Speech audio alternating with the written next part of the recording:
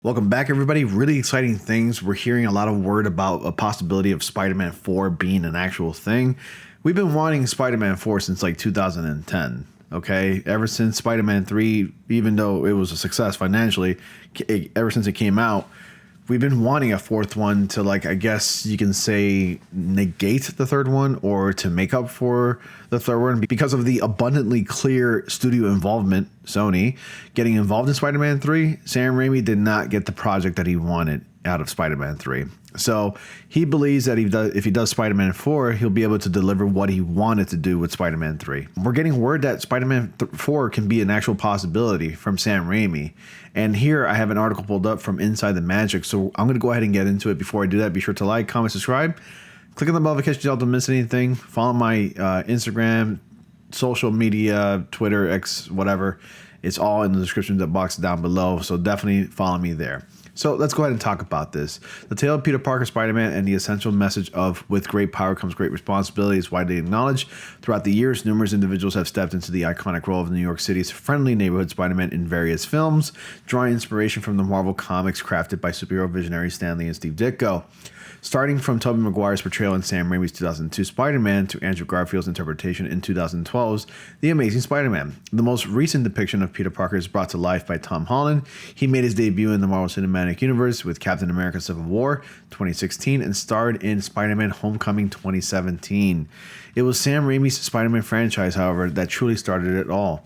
Tobey Maguire plays the titular role of Spider-Man Peter Parker, while Kristen Dunst portrays Mary Jane Watson, Peter Parker's romantic interest. James Franco embodied the character of Harry Osborn, Peter's closest ally, who later becomes his adversary.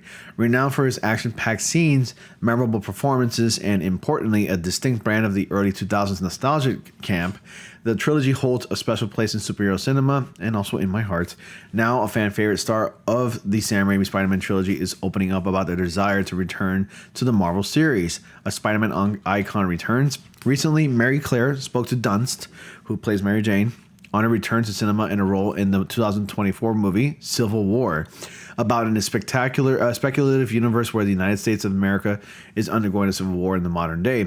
During the interview, the Spider-Man star spoke up about gender-specific ageism in the industry and her desire to return to the superhero realm one day, and gave an interesting and practical reason for her line of thinking. When asked about returning to superhero movies, Dunst replied, "Yes, because I get paid a lot of money, and I have 2 children, and I support my mother." Well, I'm going to give it to Kirsten Dunst here. At least she's being honest. From what I know, superhero movies, they're blockbuster movies, and they pay their actors really well for these roles. No matter what, even if you're a supporting role, I'm pretty sure you get paid a decent amount of money to play a supporting role, especially if you're like the love interest of the lead character, the superhero of the movie. Dunn speaks with pragmatism of a working mother and makes it clear that she is the provider of her family, ready to work in Spider-Man or adjacent films again to make her living and care for her family. Seen as reports of a 4th Spider-Man movie have surfaced, with stars from the film series openly discussing its possibilities, it's possible that a return could be in the horizon for the beloved franchise. Additionally, Tobey Maguire was happy to don the web-slinger suit again in No Way Home.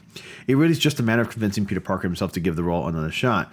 I mean, he already did in Spider-Man No Way Home, and I think Tobey Maguire put in the request to leave his story about, like, you know, what has happened since Spider-Man 3, just to keep it, like, I guess you can say ambiguous. And there were just like little slight references. And of course, we probably have an idea that Peter Parker's already married to Mary Jane by the time where we're at in Spider-Man No Way Home. You know, at least in Tobey Maguire's Spider-Man universe, he's already married. He probably already has a daughter named Mayday Parker.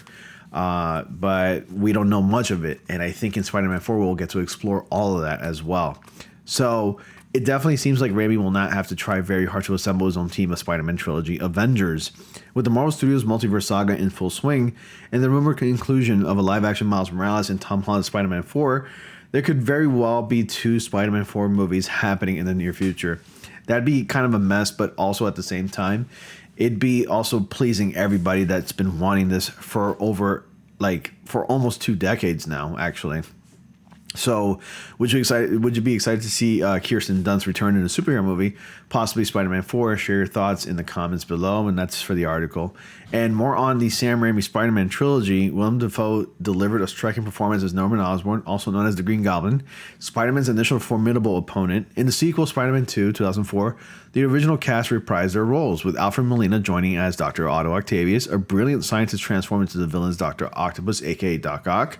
And the trilogy concluded with Spider-Man 3, 2007, where Peter confronts the dark side of himself empowered by the symbiote, leading to clashes with Venom, Topher Grace, which was not good.